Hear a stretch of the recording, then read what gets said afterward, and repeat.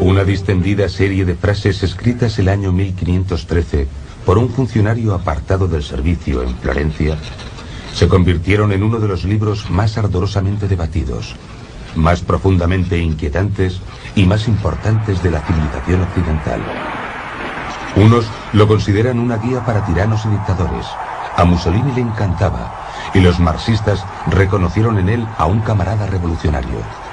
Para otros, abrió el camino a la tolerancia étnica y religiosa, a los derechos humanos individuales y a las democracias modernas. Sin embargo, ha provocado, justa o injustamente, que el nombre de Maquiavelo haya sobrevivido a través de los siglos, como sinónimo del mal.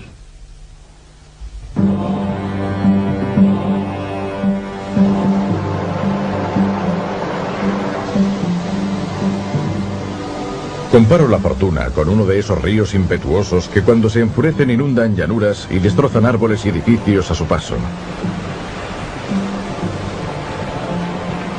Todos huyen de ellos. Todos ceden a su furia sin poder oponer resistencia alguna. Y aunque esta sea su naturaleza, nada impide que en tiempos de bonanza se puedan tomar precauciones, con diques o con márgenes, para que en crecidas posteriores puedan ser controlados y no resulten peligrosos. Lo mismo sucede con la fortuna. No se puede confiar en los ríos, ni tampoco en los hombres. Pero a menudo, ambos pueden ser controlados si se tiene inteligencia, poder y el decidido propósito de ensuciarse las manos. Maquiavelo es el primer pensador político de la era cristiana que analizó sistemáticamente los requisitos para acceder al poder y conservarlo. El Príncipe es un libro que trata sobre el poder político en una época de ciudades-estado o principados, gobernados por hombres llamados príncipes. Consta de 26 capítulos cortos en los que se aborda desde la organización del gobierno hasta cómo seleccionar a los colaboradores. Se escribió con la intención de escandalizar y reeducar al lector, y lo sigue consiguiendo en la actualidad. Su objetivo era desafiar a los líderes políticos de su tiempo y explicar a príncipes y aspirantes al trono el funcionamiento real de los entresijos del poder. Sugiere al príncipe que antes de nada debe saber luchar, debe aprender a ser despiadado y cruel, a mentir y a faltar a su palabra, y estar preparado para violar los principios religiosos y morales cuando le convenga. Pero también expresa la necesidad de parecer compasivo, moral y devoto. Se dice que Maquiavelo inventó la política moderna, y realmente, cuando leemos El Príncipe, vemos los titulares de los periódicos actuales. Creo que en muchos aspectos es un gran libro, porque es como un espejo de la época en la que vivió Maquiavelo, y porque continúa conmocionando, provocando y haciéndonos pensar para intentar comprender de qué forma se relaciona con nuestro tiempo, y seguimos haciéndonos preguntas sobre él. Fue Maquiavelo quien dijo, sé realista, en italiano, por supuesto.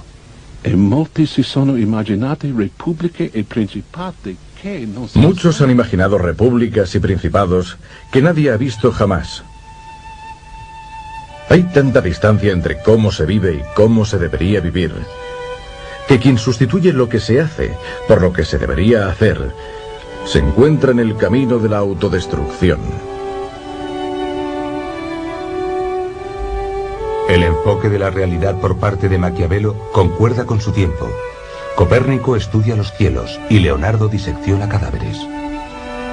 Ambos intentan comprender de qué forma hizo Dios la materia, no a partir de la teoría, sino a través de la observación directa.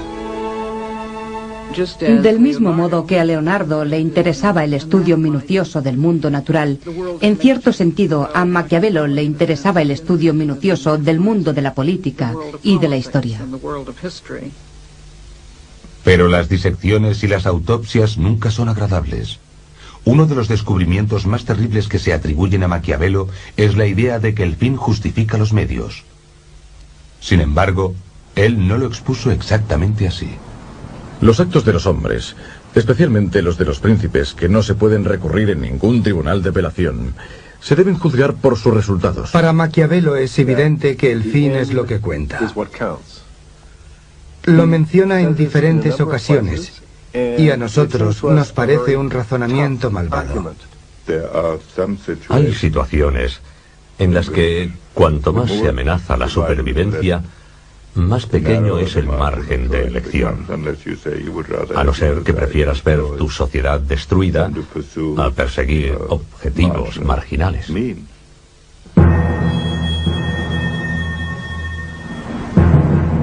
¿Qué haría para evitar que le ocurriera esto a su pueblo? ¿Qué dejaría de hacer? ¿Sería capaz de mentir? ¿Violaría tratados? ¿Asesinaría a gente? ¿Dónde trazaría la línea? ¿En cualquier lugar?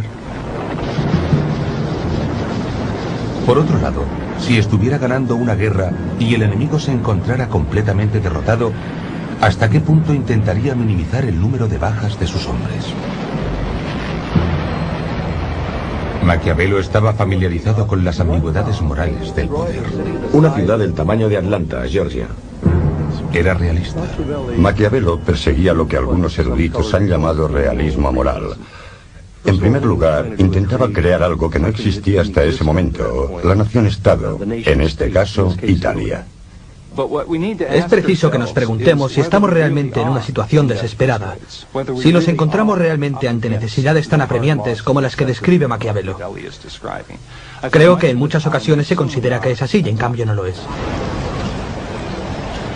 Al igual que los políticos actuales, Maquiavelo justifica los métodos engañosos o crueles como necesarios para el bien general. Pero se centra en la presencia o ausencia de poder. ¿Qué es? ¿Cómo se consigue? ¿Cómo se mantiene? Buenas preguntas en nuestra época, pero espantosas, severas y urgentes en la de Maquiavelo. La religión también parecía un asunto entre familias. Los príncipes de la Iglesia tenían concubinas. Los papas tenían hijos. Lucrecia y César Borgia, hermanos y amantes, también gozaban de riqueza y poder gracias a su señor, el Papa Alejandro VI, quien dio un significado completamente nuevo al término padrino. Italia era un caos de ciudades-estado. Los papas y otros príncipes cambiaban constantemente de alianzas. Asesinatos en la catedral y orgías en el Vaticano eran los escombros de un orden medieval en decadencia. Este es el mundo en el que vivió Nicolás Maquiavelo. La separación entre Iglesia y Estado se convirtió en uno de los temas principales de su obra.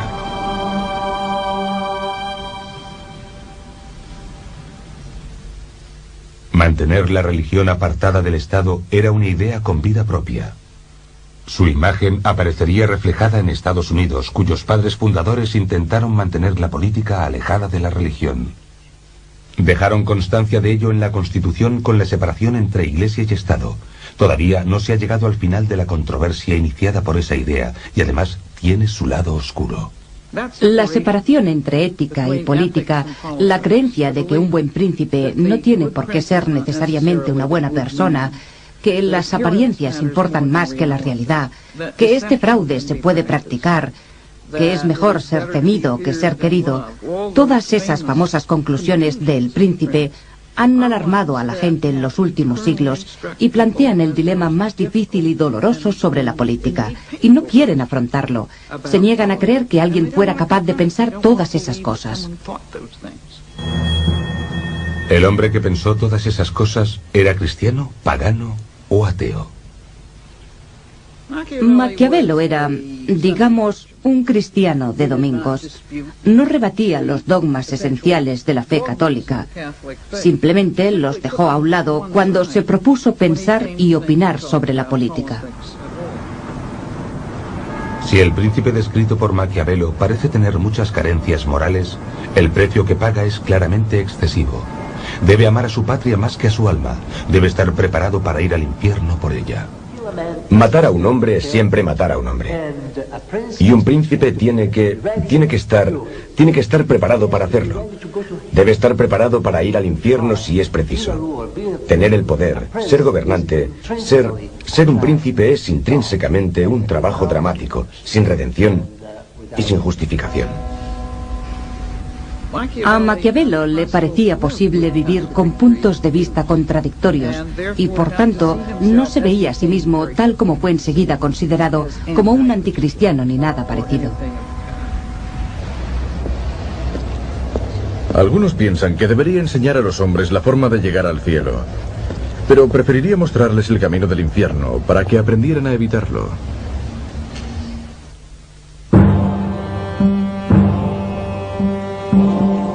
Los Médicis fueron expulsados en 1494, cuando Carlos VIII de Francia tomó Florencia sin oposición mientras avanzaba para conquistar nuevos territorios. Nicolás Maquiavelo tenía 27 años. La ciudad, una república solo de nombre, se convirtió en una república de hecho. Su primer líder fue un monje intransigente, puritano pero muy popular, llamado Savonarola, que denunció la corrupción de la Iglesia. Su nombre está ligado a dos de las hogueras más notables de la historia. En la primera, Savonarola quemó libros y obras de arte. En la segunda, la Iglesia lo quemó a él. El lugar, delante del Palacio Comunal, todavía está marcado en la actualidad. Unas semanas más tarde, Nicolás comenzó a trabajar para el gobierno republicano de Piero Soderini. Maquiavelo trabajó para el comité que se encargaba de la defensa y de los asuntos exteriores. Su tarea era cuidar de las necesidades del ejército y también realizó diversas misiones especiales a cortes extranjeras. Entonces estuvo viajando por toda Italia y conoció a muchos grandes señores y gobernantes como César Borgia. Borgia es una leyenda de su tiempo por su carácter cruel y depravado. En una ocasión invitó a sus enemigos para negociar la paz y los mató a todos. Esta fue la principal impresión que se formó de Borgia. Su sangre fría y su capacidad para utilizar la violencia, digamos, crudeltà bene usata, que se llevaba a cabo por un objetivo político muy concreto. No era solo para hacer una demostración de poder, sino de un modo mucho más funcional.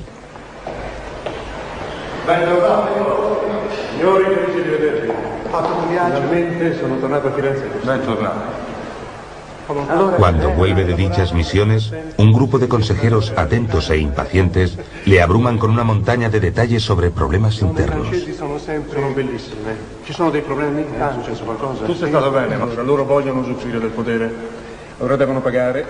Pero Nicolás tiene cosas más importantes en que pensar. Es un visionario, un patriota italiano convencido de que solo un líder singular y poderoso puede unificar Italia. Y sabe que la independencia requerirá un ejército formado por ciudadanos. Maquiavelo pensaba que los ejércitos de mercenarios que caracterizaban el sistema militar de la Italia renacentista, y de hecho el de buena parte de Europa, eran una terrible equivocación. Los romanos habían tenido milicias civiles y cada estado debía utilizar a sus propios ciudadanos. Solo de esta manera se podía conseguir que los civiles expresaran su compromiso y su genio en defensa de su Estado. Y eso daría muy buenos resultados por lo que respecta a las leyes internas, a las instituciones y también al carácter peculiar de la nación en su conjunto. Maquiavelo vende la idea y en una guerra contra sus vecinos de Pisa, sus soldados civiles se comportan de una forma aceptable. Pero en 1512 se enfrentan a las tropas españolas, mucho más preparadas, en una ciudad llamada Prato. Los mercenarios españoles provocan el pánico en las filas de los milicianos de Maquiavelo y a continuación se desencadena una matanza. Como consecuencia de la derrota, los Médicis volvieron para acabar con la República de Soderini y con la carrera política de Maquiavelo. Según Nicolás, el irreflexivo Soderini podía haber aplastado a los Médicis a su retorno si hubiera sido lo suficientemente despiadado. Para gobernar es preciso tener algo más que proyectos políticos. Con el fin de mantener el poder, un príncipe se ve a menudo obligado a actuar en contra de la buena fe, la caridad, el buen sentido o la religión. Si es posible, no debe desviarse de lo que es correcto, pero si es necesario, debe hacer el mal. El concepto de necesidad, que podía justificar un comportamiento que no era precisamente virtuoso o moral, había sido aceptado, sin embargo, por casi todos los pensadores antiguos. Los críticos de Lincoln en su época pensaban que era un dictador, pensaban que era un tirano, pensaban que no era un demócrata, pensaban que, a pesar de su encanto de hombre rústico y pueblerino, Era un egocéntrico que gobernaba en la mayoría de las ocasiones de manera anticonstitucional. En el caso, por ejemplo, de la suspensión del habeas corpus, probablemente fue así. Y este es quizás un magnífico ejemplo del liderazgo de una democracia según Maquiavelo. También hay física en la política. Y tarde o temprano, cada líder descubre por sí mismo las leyes de la relatividad y la incertidumbre, también conocidas como la ley de las consecuencias involuntarias. Si se considera todo como es debido, se encontrará alguna cosa que parecerá virtud, pero que si se sigue traerá consigo la ruina. Y alguna otra que parecerá vicio, pero que si se sigue, procurará seguridad y bienestar.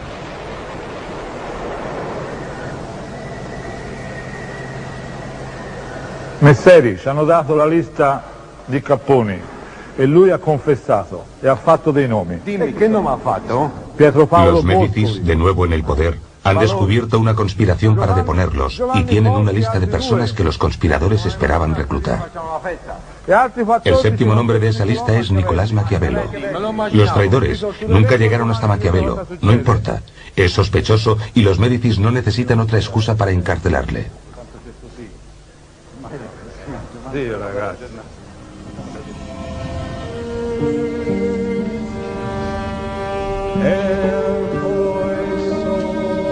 Es una plegaria que cantan los sacerdotes, dedicada a los que van a morir. Este canto es para los artífices de la lista.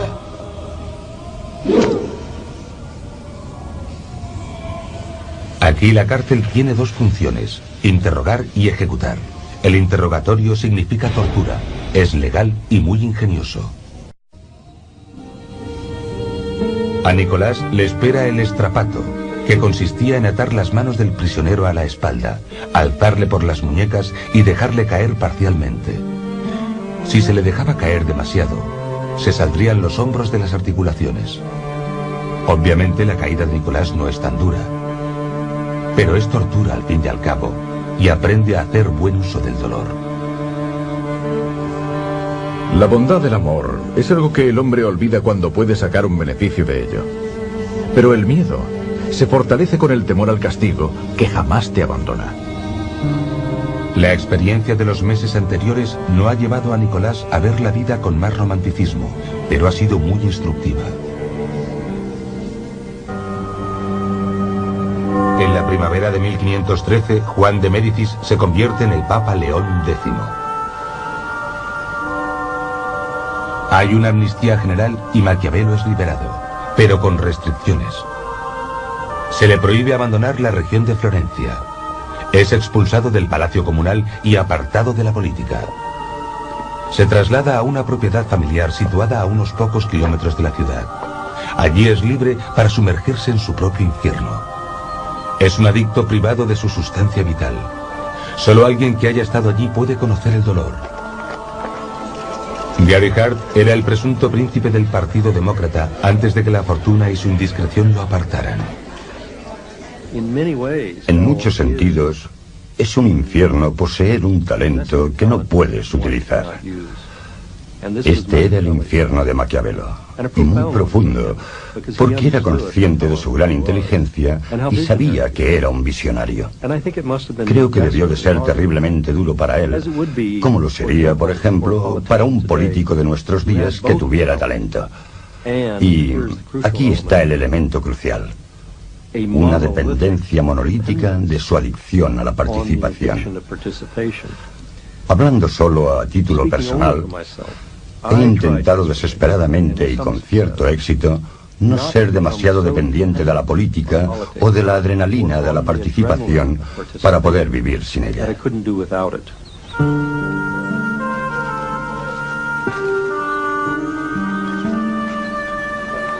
En una carta dirigida a un amigo suyo, Nicolás describe los recónditos confines de su vida actual. Supervisa el trabajo en su propiedad y mata el tiempo con los lugareños en la posada.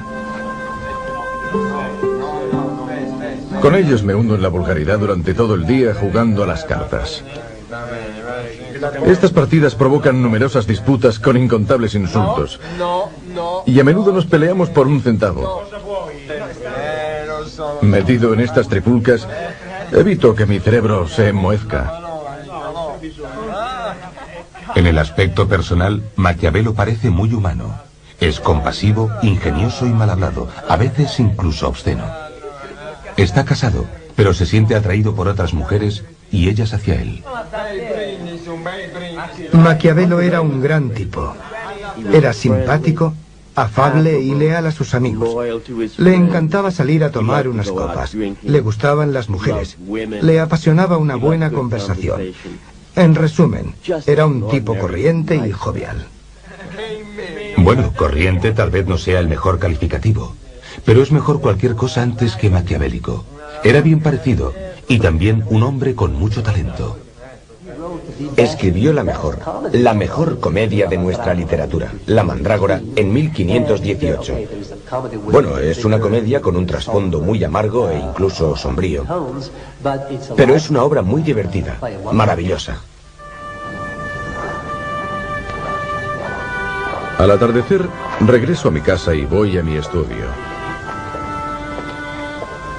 Antes de entrar, me quito la ropa cubierta de barro y polvo y me pongo prendas finas y elegantes. Vestido apropiadamente, entro en las antiguas cortes de los antiguos hombres, donde, recibido por ellos con afecto, me alimento con ese manjar que me pertenece y por el que vine al mundo.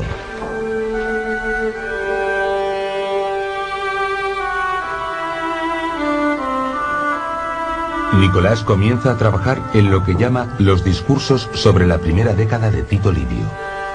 Es un libro de comentarios sobre la obra de ese historiador romano y presenta argumentos convincentes a favor de un sistema de gobierno republicano. Entonces, de repente, decide intentar de nuevo entrar en el gobierno y escribe con una rapidez pasmosa, en solo 3 meses, El Príncipe. Interrumpe su obra sobre los discursos para ponerse a escribir El Príncipe. Está ansioso por volver a la política y a la vida en el gobierno. ¿Acaso nos encontramos ante dos Maquiavelos? Uno escribe un libro sobre el sistema de gobierno republicano y el otro, casi simultáneamente, un manual de consejos para los tiranos. Yo veo El Príncipe de Maquiavelo como una obra sobre el arte de gobernar y los discursos sobre cómo conseguir los objetivos deseables en las declaraciones públicas. No considero que ambas obras sean incompatibles. La política era una obsesión para él, y si hubiera podido hacer el mundo como hubiera querido, habría preferido una república. Pero podía vivir en un régimen republicano o en un principado, y su opinión era que hay que partir de donde te encuentras y juzgar cualquier forma de gobierno por sus resultados, no solo por sus métodos. Todos los estados, todos los dominios que han tenido y tienen soberanía sobre los hombres, han sido y son repúblicas o principados. Los principados son... Así comienza el trabajo de aplicación práctica más famoso de la historia. Une la pasión de Nicolás por una Italia unida con la realidad del gobierno de los Médicis. Exhorta a los Médicis reinantes a que desempeñen un nuevo papel como fundadores de la nación. Nicolás ofrece el arquetipo de un nuevo tipo de gobernante. Así pues, ¿quién es este príncipe ideal? ¿Cuáles son sus cualidades? A grandes rasgos, debe combinar un carácter fuerte con inteligencia, coraje, habilidad y suerte. Lo que los astronautas llaman el material necesario, además de tener un toque de crueldad. Maquiavelo puso énfasis en 2 grupos de atributos para el príncipe. Uno era muy gráfico. Utilizó la imagen del zorro y del león. El príncipe debe tener la habilidad del zorro para conocer las trampas y la valentía del león para amedrentar al zorro. En momentos muy concretos, a los que él llama la fundación o refundación de un régimen, se necesitará un líder con una inteligencia excepcional, con la inteligencia de un Lincoln, la inteligencia de un Washington o la inteligencia de un Bonaparte. Lo más revolucionario de Maquiavelo es que nos da el carácter, la personalidad del político real. Describe la disciplina interior que debe tener un estratega. Es una disciplina que exige grandes dosis de autocontrol. Por ejemplo, uno no puede deleitarse con la conquista o lanzarse contra el enemigo compulsivamente. Uno tiene que analizar constantemente sus móviles. Uno debe tratar a los demás con tacto, incluso con respeto, en todo momento, para no tener que revelar tus intenciones mientras intentas averiguar sus errores o sus engaños. Por tanto, el resultado es una persona a la que no se puede considerar un caballero cristiano, pero que al menos se comporta casi siempre de un modo correcto. Secretario General. También nos da instrucciones sobre el político como actor. El príncipe cumplirá o no su palabra, se comportará o no de una forma humana, religiosa o compasiva, o como un padre de familia, dependiendo de las circunstancias. Pero es necesario que parezca que tiene esas cualidades. Los hombres en general juzgan más por los ojos que por las manos. A todos nos es dado ver, pero tocar es algo reservado a unos pocos. Todos ven lo que pareces ser, pero pocos sienten lo que realmente eres. Así, en un sentido más amplio, el príncipe está representando un papel, que es que parezca ser lo que él sabe que no tiene por qué ser en realidad. Y ha de dar la impresión de que actúa por principios cuando actúa movido por un plan preestablecido, o lo que en el mundo moderno denominamos una estrategia a largo plazo, porque en cierto modo Maquiavelo inventó el concepto de estrategia a largo plazo. Céntrate en temas concretos. Habla de las cosas que importan a la gente. Es la economía, ¿de acuerdo? Ya sabes que nosotros siempre decimos que la velocidad mata, y moriremos en este debate si no somos los primeros en comunicar nuestras respuestas. Bush estaba a la defensiva. Pero lo más importante es que el príncipe de Maquiavelo es un artista de la política. Ve al príncipe como alguien que se toma los asuntos como si fueran un bloque de mármol y les da forma como si se tratara de un escultor. Del bloque de piedra a la forma, del caos al orden, del salvajismo a la civilización. Miguel Ángel y el príncipe de Maquiavelo tienen muchas cosas en común. El problema es que la materia prima del príncipe es la sangre humana. Por eso, el príncipe debe aprender cómo y cuándo ser cruel y estudiar el arte de la guerra. Los principales cimientos de todos los estados consisten en las buenas leyes y las buenas armas. Dado que no puede haber buenas leyes donde hay buenas armas, y que donde hay buenas armas siempre hay buenas leyes, dejaré a un lado la consideración de las leyes y hablaré de las armas. Esta frase es uno de los rompecabezas más maravillosos de la obra de Maquiavelo. Se necesitan buenas armas.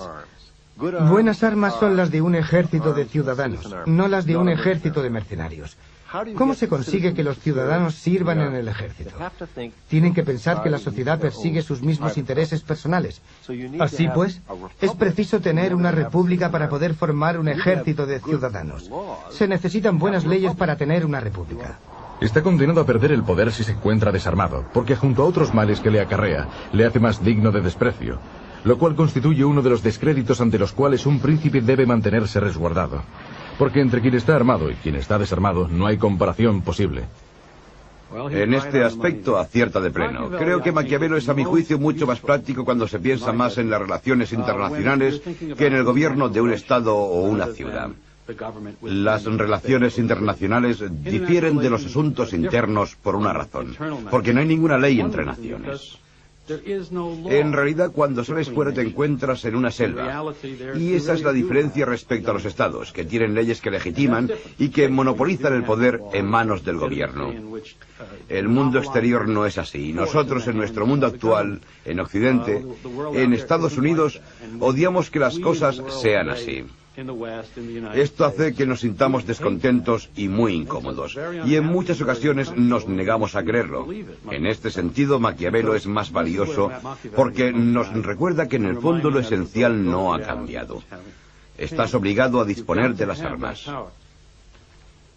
Ningún gobierno debería imaginar que puede adoptar siempre una postura pacífica.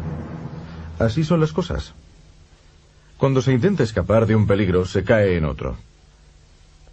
La prudencia consiste en juzgar la naturaleza de una amenaza concreta y en aceptar el mal menor. Tomar decisiones juiciosas. Eso es prudencia, como dice Maquiavelo. Y para eso precisamente elegimos el gobierno. Al final, Maquiavelo también dice que no se debería ser demasiado cauteloso, que no se debería ser demasiado prudente. Habrá que tomar medidas. Es fácil encontrar un ejemplo muy actual de esto en el caso de Bosnia, en el cual Bush, que fue, en mi opinión, el que tuvo las mejores oportunidades para afrontar el problema y resolverlo, quiso analizar la realidad desde el principio, en el sentido de que no se puede permitir este tipo de violencia, este tipo de... no encuentro la palabra que quiero, que se rompa el orden internacional y que ocurra en plena Europa. Creo que por las razones que sean, teníamos mucha más influencia sobre nuestros aliados europeos de la OTAN que la que queríamos ejercer, y eso probablemente fue un fracaso de liderazgo por nuestra parte. Ninguna ley de la naturaleza dice que Estados Unidos tenga que verse involucrado en todas las crisis. En el momento en que tomamos la decisión definitiva, posiblemente no teníamos otra alternativa. Pero durante el proceso que seguimos para tomar esa decisión, ciertamente no aplicamos las máximas de Maquiavelo. Nunca nos preguntamos cuál es nuestro objetivo, cuáles son nuestros intereses en la zona, cuáles son las soluciones posibles, qué es lo mejor que puede ocurrir, qué es lo peor que puede ocurrir. ¿Algún presidente de Estados Unidos ha realizado alguna vez este tipo de análisis antes de involucrar a la nación en un conflicto extranjero? Creo que Roosevelt lo hizo en su fuero interno antes de entrar en la Segunda Guerra Mundial. Roosevelt tenía capacidad para hacerlo. Nixon también tenía una gran capacidad para ello. A Henry Kissinger, tanto sus admiradores como sus detractores le han llamado el Maquiavelo de Estados Unidos. Eso convertía a Richard Nixon en su príncipe. Tiene un talento especial para la política internacional. Es brillante e incisivo, pero también reservado y receloso. Nixon pudo haberse aprovechado del consejo de Maquiavelo al menos en un aspecto. Un príncipe debe procurar no temerse a sí mismo y proceder con prudencia y mesura para que la excesiva desconfianza no le vuelva insoportable.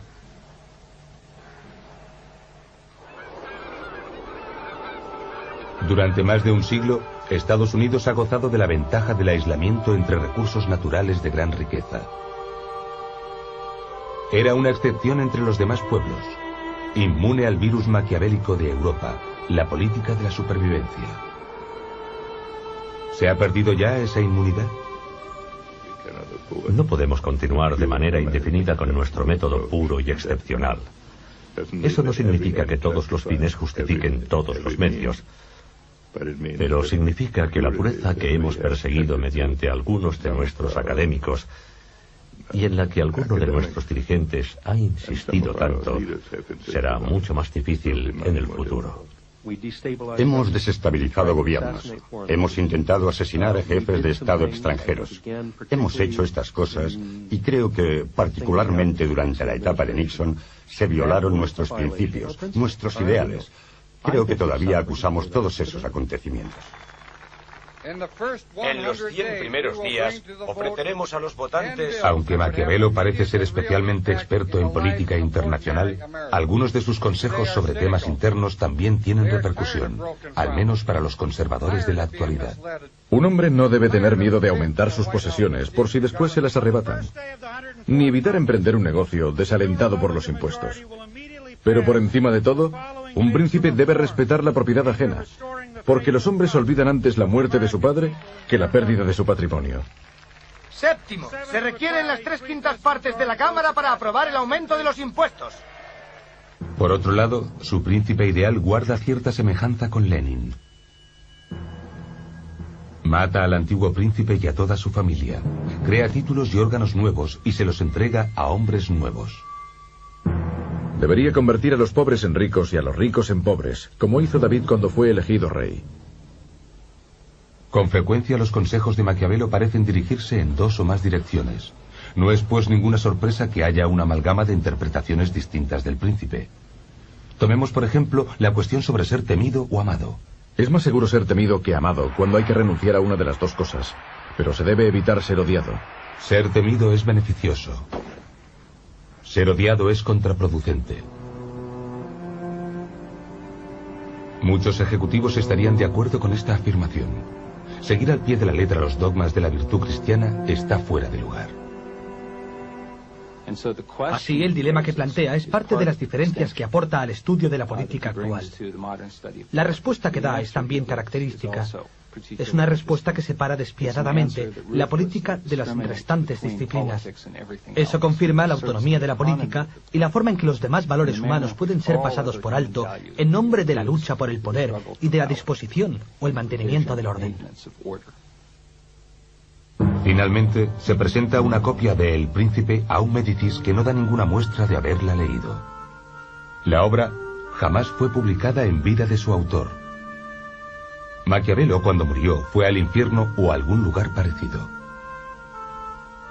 La demonización de Maquiavelo comenzó poco después de su muerte y llegó en un momento en que la crisis de las religiones contendientes estaba empezando a adquirir un gran protagonismo, en la década de 1530, y ambos bandos vieron un diablo en Maquiavelo.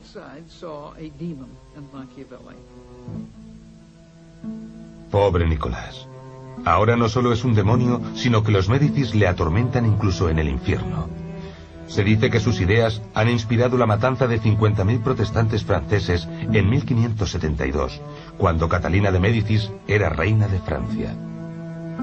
Y la Inglaterra protestante convierte a Nicolás en su villano principal.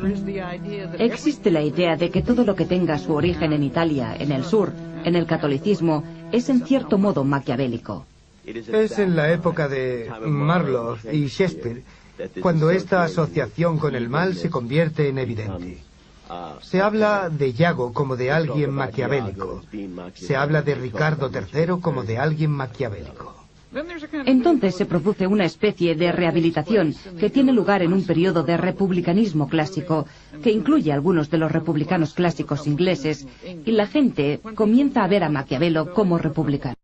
El estado del alma de Maquiavelo es ciertamente menos importante para nosotros que la naturaleza de su legado y la finalidad con la que se han utilizado sus ideas. En el siglo XX se le ha considerado, por un lado, como el precursor de formas de gobierno totalitarias o autocráticas, y por otro lado, como un buen republicano y un excelente sociólogo que ayudan a comprender el funcionamiento del mundo. Washington, Napoleón, Churchill, Lenin, criaturas intelectuales del mismo padre. ¡Qué maquiavélico! La historia no puede decirnos dónde acabó el alma de Nicolás. Pero sí sabemos que creyó que había que guardar las apariencias y que sus restos mortales fueron trasladados a la iglesia de la Santa Croce, al lado de los de otros florentinos inmortales.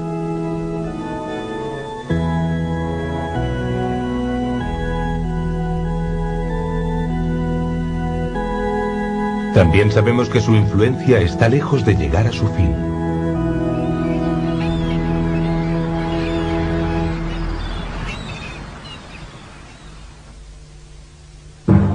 En la actualidad, Maquiavelo y El Príncipe parecen estar de moda. Por ejemplo, un columnista de la revista US News and World Report lo utilizó para criticar al presidente, y ese mismo presidente lo citó en el Washington Post para apoyar su política. Debe considerarse que no hay nada más difícil de conseguir ni nada que suponga un éxito más dudoso o más peligroso de controlar que iniciar un nuevo orden de cosas. El príncipe nuevo tiene enemigos en todos aquellos que se aprovechaban del orden antiguo. Y solo los defensores poco entusiastas. Así pues, Maquiavelo trabaja como consejero en la Casa Blanca a tiempo parcial. Eso es mucho más que una simple metáfora.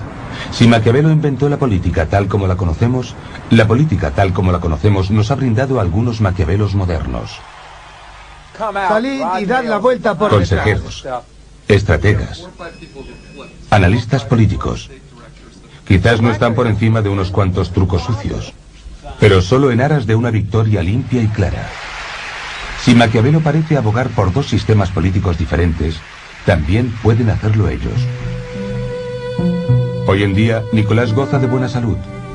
Mientras su antiguo estado pone su nombre a un exquisito vino Chianti, se ha unido a Atila, rey de los hunos, y a las filas de los ejecutivos de las grandes multinacionales, y tiene intereses en unos cuantos valores del mercado. Todos siguen más o menos sus preceptos. Uno de ellos no ha entendido su mensaje en absoluto y aplica una ley de oro que podría haber salido del príncipe si Maquiavelo hubiese pensado en ella. Tal vez todo esto sea el purgatorio de Maquiavelo.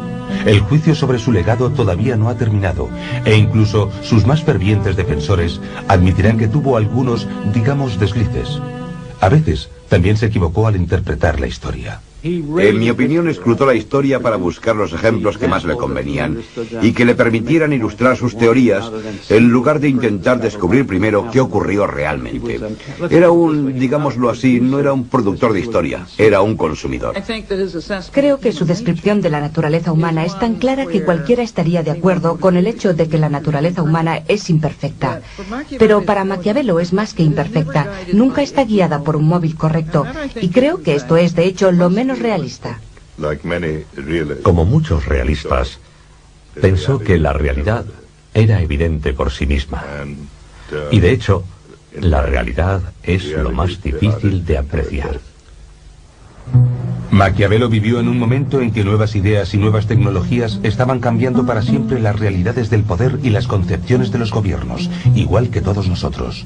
Y su consejo de analizar con cuidado los requisitos para conseguir el éxito sin perder el coraje necesario para actuar, hoy nos parece dolorosamente oportuno. Su legado también nos ha ayudado a entender cuándo se tiene que poner esa analogía al servicio de una idea, como hizo en los discursos, donde manifestó su concepto del gobierno republicano. Creo que el príncipe debe cumplir esa función de contrarrestar los discursos, porque para él eran las dos caras de una misma moneda, y eso es una prueba de su perspicacia. Algunos libros son lo bastante complicados como para que puedan transmitir un mensaje distinto para cada persona en épocas diferentes, porque de alguna forma abordan un aspecto fundamental de la experiencia humana. La República de Platón es un ejemplo de esto. También el Contrato Social de Rousseau o las obras de Locke. El Príncipe de Maquiavelo es un libro así. Se sumerge de una manera muy profunda en un aspecto de la vida humana. El núcleo central es el papel de los dirigentes, porque son necesarios en cualquier comunidad humana compleja. Gary Hart es autor de un libro que considera que podía haber escrito el propio Maquiavelo si hubiera sido un idealista. Hart observa importantes similitudes entre la época de Maquiavelo y la nuestra. Creo que estamos viviendo en la cúspide de un período histórico, el final de un período histórico. Esto ocurre una vez cada 100 años, a veces cada 500 años. Y estamos ante este simbólico nuevo siglo, nuevo milenio, realmente en una nueva era de la economía, con la información frente a la industria o las máquinas, y con un nuevo orden mundial para sustituir el viejo orden de la Guerra Fría. Y lo más importante es que este país encuentre un nuevo príncipe, encuentre a un patriota que pueda ayudarnos a definir en qué va a consistir la nueva era. Algunos lectores de El Príncipe huelen el azufre en sus páginas.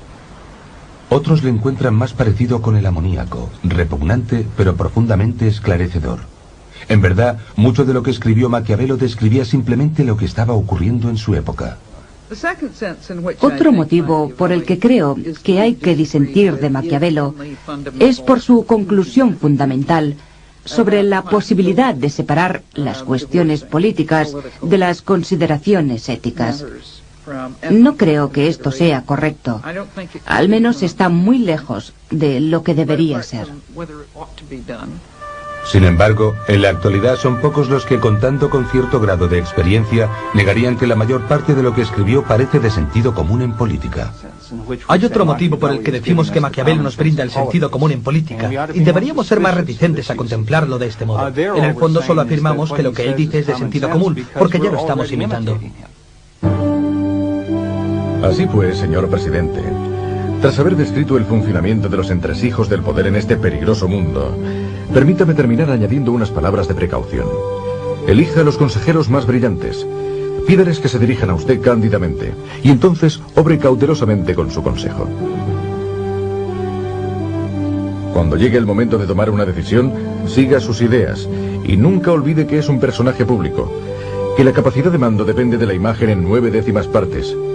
Nunca deje de representar su papel en público, Y por Dios bendito, no lleve nunca el equipaje.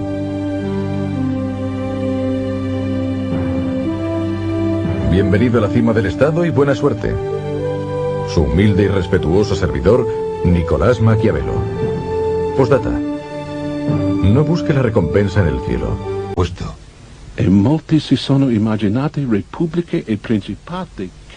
Muchos han imaginado repúblicas y principados que nadie ha visto jamás.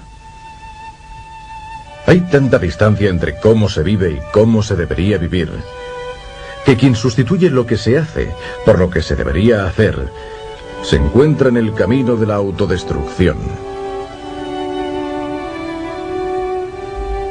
El enfoque de la realidad por parte de Maquiavelo concuerda con su tiempo. Copérnico estudia los cielos y Leonardo disecciona cadáveres. Ambos intentan comprender de qué forma hizo Dios la materia, no a partir de la teoría, sino a través de la observación directa. Del mismo modo que a Leonardo le interesaba el estudio minucioso del mundo natural, en cierto sentido a Maquiavelo le interesaba el estudio minucioso del mundo de la política y de la historia. Pero las disecciones y las autopsias nunca son agradables. Uno de los descubrimientos más terribles que se atribuyen a Maquiavelo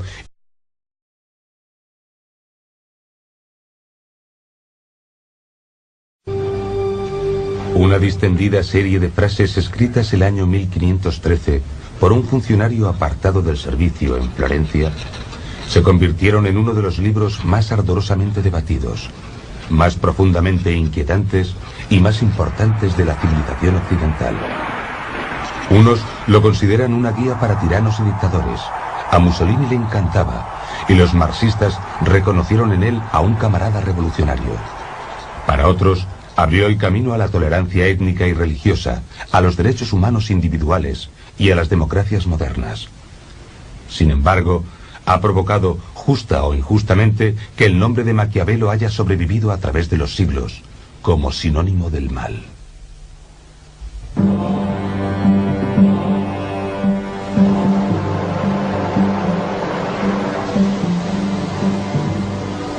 Comparo la fortuna con uno de esos ríos impetuosos que cuando se enfurecen inundan llanuras y destrozan árboles y edificios a su paso. Todos huyen de ellos. Todos ceden a su furia sin poder oponer resistencia alguna. Y aunque esta sea su naturaleza, nada impide que en tiempos de bonanza se puedan tomar precauciones con diques o con márgenes para que en crecidas posteriores puedan ser controlados y no resulten peligrosos. Lo mismo sucede con la fortuna. No se puede confiar en los ríos, ni tampoco en los hombres. Pero a menudo, ambos pueden ser controlados si se tiene inteligencia, poder y el decidido propósito de ensuciarse las manos. Maquiavelo es el primer pensador político de la era cristiana que analizó sistemáticamente los requisitos para acceder al poder y conservarlo. El Príncipe es un libro que trata sobre el poder político en una época de ciudades-estado o principados, gobernados por hombres llamados príncipes. Consta de 26 capítulos cortos en los que se aborda desde la organización del gobierno hasta cómo seleccionar a los colaboradores. Se escribió con la intención de escandalizar y reeducar al lector, y lo sigue consiguiendo en la actualidad. Su objetivo era desafiar a los líderes políticos de su tiempo y explicar a príncipes y aspirantes al trono el funcionamiento real de los entresijos del poder. Sugiere al príncipe que antes de nada debe saber luchar. Debe aprender a ser despiadado y cruel, a mentir y a faltar a su palabra, y estar preparado para violar los principios religiosos y morales cuando le convenga. Pero también expresa la necesidad de parecer compasivo, moral y devoto. Se dice que Maquiavelo inventó la política moderna, y realmente, cuando leemos El Príncipe, vemos los titulares de los periódicos actuales. Creo que en muchos aspectos es un gran libro, porque es como un espejo de la época en la que vivió Maquiavelo, y porque continúa conmocionando, provocando y haciéndonos pensar para intentar comprender de qué forma se relaciona con nuestro tiempo, y seguimos haciéndonos preguntas sobre él. Fue Maquiavelo quien dijo: sé realista, En italiano, por supuesto. Es la idea de que el fin justifica los medios. Sin embargo, él no lo expuso exactamente así. Los actos de los hombres, especialmente los de los príncipes, que no se pueden recurrir en ningún tribunal de apelación, se deben juzgar por sus resultados. Para Maquiavelo es evidente que el fin es lo que cuenta. Lo menciona en diferentes ocasiones, y a nosotros nos parece un razonamiento malvado. Hay situaciones en las que cuanto más se amenaza la supervivencia, más pequeño es el margen de elección. A no ser que prefieras ver tu sociedad destruida a perseguir objetivos marginales.